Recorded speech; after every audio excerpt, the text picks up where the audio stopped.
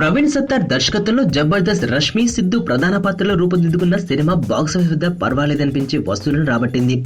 రష్మి అందాల ప్రదర్శన బీసీ వర్గాల ఆడియన్స్ ను ఆకట్టుకోవడంతో ఓ మోస్తరు వసూళ్లతో సేఫ్ ప్రాజెక్ట్ గా నిలిచింది. అయితే ఇటీవల ఈ సినిమాపై ఓ కేసు నమోదైన విషయం తెలిసిందే. వికలాంగులను కించపరిచే విధంగా ఓ సన్నివేశం ఉందని తెలంగాణ వికలాంగుల అధ్యక్షుడు వెంకన్న అభ్యంతరాలు వ్యక్తపరచడంతో దిగివచ్చిన చిత్ర యూనిట్ శనివారం నుంచి ఆ సీన్లను ప్రదర్శించబోమని నిర్మాత రాజ్ కుమార్ స్పష్టత చేశారు.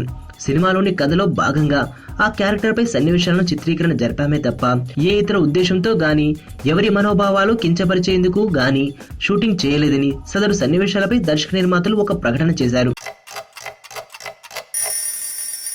టైం రెండు రకాలు, ఒకటి గుడ్ టైం, రెండు బ్యాడ్ టైం. అమ్ము నా ప్రాణం. నేను 5th చదివేటప్పుడు తను 3rd క్లాస్లో జాయిన్ అయింది. తను చిన్నప్పుడు చూసినప్పుడు ఎప్పుడూ అనుకోలేదు తను పెద్ద అయ్యాక ఇంత అందంగా తయారవుతుంది.